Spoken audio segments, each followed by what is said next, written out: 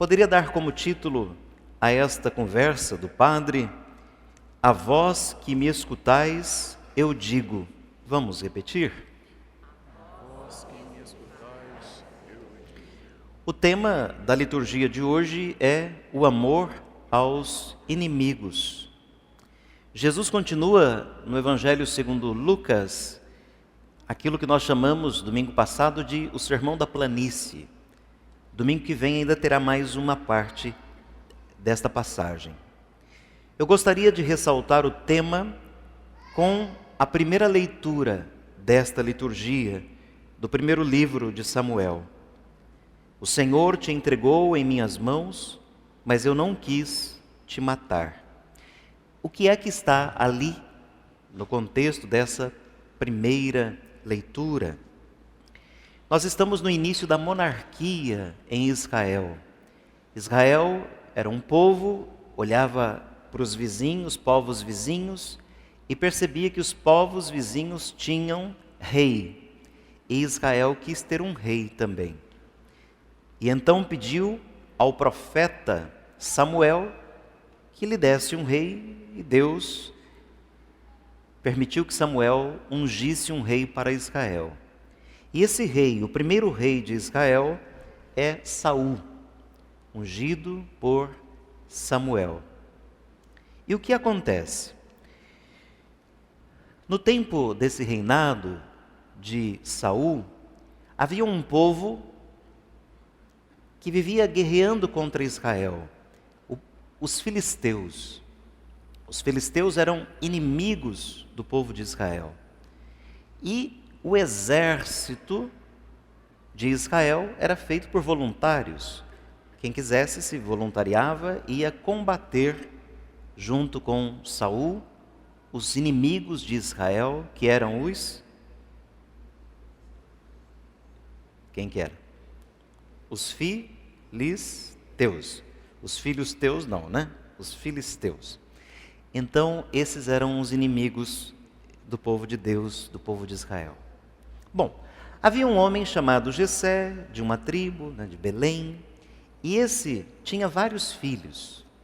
E os filhos dele foram combater também no exército de Israel. Certo dia, Jessé pediu que o filho mais novo fosse levar uma, digamos, é modo de dizer, né, gente? Que o filho mais novo fosse levar umas provisões, fosse levar um lanchinho para os outros filhos que estavam combatendo. E o filho mais novo de Jessé é Davi. E quando Davi chega com essa encomenda, digamos assim, o lanchinho para os irmãos que estavam combatendo, ele vê o gigante Golias, que era um filisteu, que não era assim um gigante, né, mas era um homem muito grande, muito forte, um guerreiro. E ele tem o desejo de combater Golias. Permitem que ele combata Golias. E ele, como a gente já conhece a história, com uma espécie de estilingue, uma funda, acerta uma pedrada na testa do gigante, mata o gigante e com a própria espada de Golias, decapita Golias.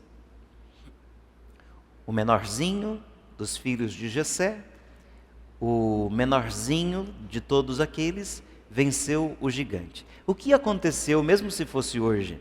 Ficou famoso Davi. Ganhou fama, porque o pequeno matou o grande, o gigante. Ficou famoso, fosse hoje, com rede social, teria viralizado, aquela coisa toda, tal. E onde termina essa história? Como ele ficou famoso, o próprio Saul, o rei de Israel, convida ele para fazer parte do seu exército. Sabe qual foi o problema? É que Saul começou a ficar com inveja, com ciúme. Ciúme de Davi. E as mulheres, para ajudar, mulherada, As mulheres, para ajudar, cantavam uma musiquinha mais ou menos, está tudo na palavra, viu? Uma musiquinha mais ou menos assim: Saul matou 1000, mas Davi matou 10.000. Era veneno no coração do rei. Fazia uma comparação que o depreciava. Se a gente, que é assim menos poderoso, já se sente, vez ou outra, depreciado, imagina então o rei de Israel, o poderoso, forte nas batalhas. Aí a gente chega na leitura de hoje. A leitura de hoje é assim. Saul desencadeou uma perseguição a Davi. Queria matar Davi por causa da cegueira que veio desse ódio, dessa inveja que ele garrou, digamos assim, de Davi. Então, nessa noite, Saul com os seus passam por uma caverna e resolvem pernoitar ali. Eles passam a noite na caverna. Eles estão perseguindo Davi, querem matar Davi. Mas, mesmo quem guerreia precisa descansar um pouco, né? Então eles vão dormir. Entram na caverna e adivinha? Lá na caverna já estava escondido Davi e os amigos dele.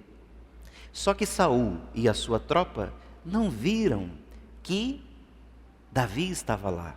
Mas Davi viu que eles chegaram. E daí todo mundo dormindo. Todos dormindo. O rei dormindo, os soldados dormindo. Não deixaram uma sentinela sequer para cuidar da porta. E então Abissai, um desses ajudantes de Davi, o colega de Davi, teve uma ideia. Disse assim: olha, Deus colocou o seu inimigo nas suas mãos, vamos matá-lo. Ele quer matar você, vamos matar ele. E pode deixar comigo, vai ser uma só. Está tudo na palavra. Vai ser uma só. Uma pausa aqui na história. Pergunto a vocês hoje, se Deus permitisse que a pessoa com quem você tem mais dificuldade, às vezes a gente não tem inimigo, mas até tem, né? Mas a gente tem uma pessoa que faz mal pra gente, que a gente não suporta, não quer, parece que o anjo dela com o seu não se dão, né? Então vamos usar a expressão inimigo. Então, se Deus hoje permitisse que o seu inimigo se apresentasse diante de você e você tivesse, como Davi teve, a oportunidade de eliminá-lo, o que você faria? Nós hoje que estamos defendendo armas, nós hoje que vemos pessoas que numa briguinha de trânsito já sacam uma arma e mata o outro porque desconfia que talvez, quem sabe, possa ser um ladrão, então você já mata. Brasil, 2022. Se Deus permitisse que o seu inimigo estivesse na sua presença hoje, você tendo poder sobre ele, o que você faria? Essa é uma pergunta para você pensar mesmo. Aquela pessoa com quem você tem dificuldade, que você sofre algum tipo de prejuízo. Voltemos para a história. Davi disse então ao seu ajudante: não o mates, pois quem poderia estender a mão contra o ungido do Senhor e ficar impune? Davi, tendo a possibilidade de matar quem o odiava e queria matá-lo, não o faz, porque reconhece no rei o ungido de Deus. Será que a gente tem capacidade de reconhecer os valores das pessoas que nós, entre aspas, odiamos ou não queremos bem?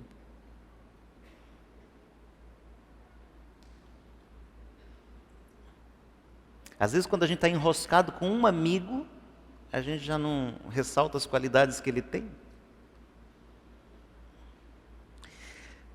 Está meio devagar a minha conversa, né? Vamos avançar mais um pouco. O que eles fizeram então? Davi e os seus tiraram a lança do rei e a garrafa d'água dele e foram embora.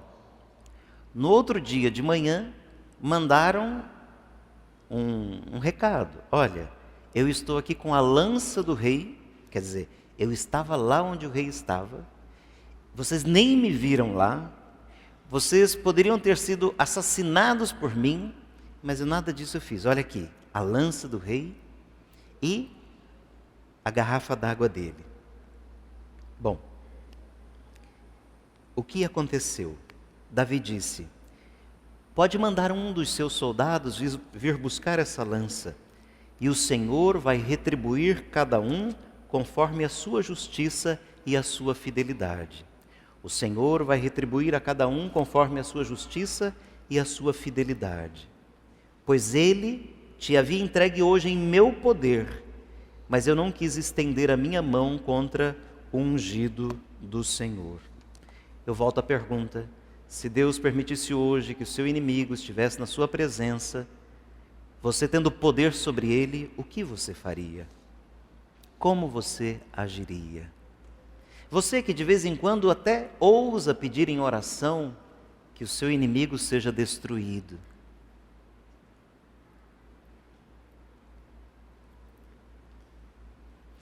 Aquele que enfrentou o filisteu Golias em campo aberto, não considerava justo matar um rei adormecido.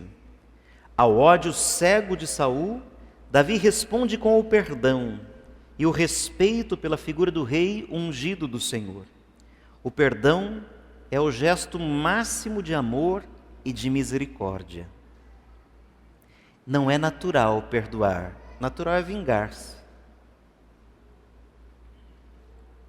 Tanto é assim que o bateu, levou, ou a lei do talião, do tal qual, da proporção, aquilo que hoje a gente fala de retaliação, era um progresso moral. Se alguém lhe feriu, ele tem que restituir algo compatível. Não pode tirar a vida só porque ele tirou um pedaço de unha, por exemplo. Temos aqui duas formas de lidar com aquilo que nos agride e nos violenta. De um lado, uma atitude agressiva, que paga na mesma moeda, como eu dizia, da lei do talião, que responde à violência com uma violência igual ou ainda maior e que pode chegar inclusive à eliminação do nosso agressor. Essa é a atitude de Absaí. E temos do outro lado a atitude de quem recusa entrar numa lógica de agressão e se propõe a perdoar. Mais forte o que parte para a violência e agressão, mais forte aquele que corta a espiral ou a corrente da violência. Mais forte aquele que retribui mal com o mal, ou mais forte aquele que vence o mal fazendo bem. Eu tenho a impressão, só uma impressão de única pessoa, de um universo de tantas pessoas, que nós hoje vivamos com muito mais medo das outras pessoas, porque a gente se deixou levar pelo princípio de quem quer paz precisa se preparar para a guerra. Só terá paz quem se preparar para a paz. Se esses povos todos... desculpe que eu estou tentando fazer uma leitura só espiritual, viu gente? Não é uma leitura socioeconômica, geopolítica, nada, né? Mas todos os países que se preparam para a guerra é porque têm medo de serem invadidos, e se estão preparados para a guerra, a qualquer hora eles vão guerrear. Parece simples, não parece o raciocínio? E é simples mesmo. Para a paz, a gente tem que se preparar para a paz. Quem se prepara para a paz praticando a guerra, só terá violência e morte. Quase terminando. Precisamos ter essa força que vem do alto, não vem da gente, vem de Deus, não vem da gente. Jesus disse: a vocês que me ouvem, eu digo, sejam misericordiosos como Deus é misericordioso com vocês. Todos nós precisamos do perdão para sobreviver. A gente não fica em paz quando não oferece o perdão. A gente não fica em paz sabendo que errou com alguém e esse alguém ainda não nos ofereceu o seu perdão. A paz vem como fruto da justiça e a justiça passa pela misericórdia. É preciso perdoar. Vamos pedir a Deus nessa Santa Missa que Ele nos ajude a construir um mundo novo, esse mundo que Ele quer, onde não seja o rancor, o ódio e a vingança, mas o amor e o perdão que tenham a última palavra.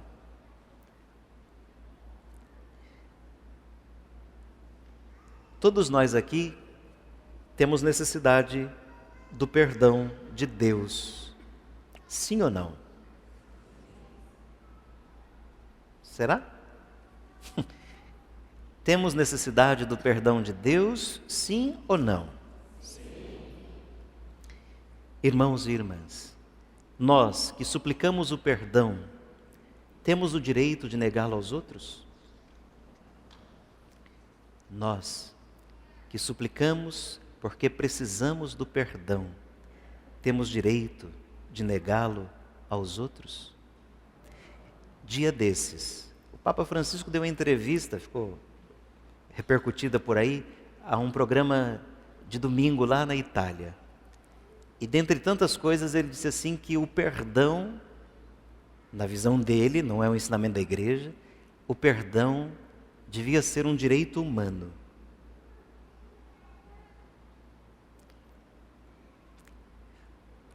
Precisamos entrar na escola de Jesus. Precisamos aceitar as nossas limitações. Precisamos aceitar que sem Ele a gente não pode, a gente não consegue e a gente não vai estabelecer a paz. É com Ele e por causa dEle e pelo Espírito dEle que a gente poderá um dia, talvez, quem sabe, oferecer o perdão que o mundo precisa e receber o perdão que o mundo pode dar. Vocês, termino minha conversa, que serão crismados na próxima sexta-feira, hoje vão renovar as promessas do batismo. Vocês são chamados a ser luz no mundo.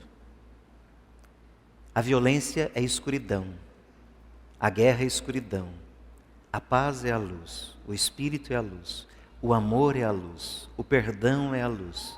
E vocês serão discípulos da luz, não da escuridão.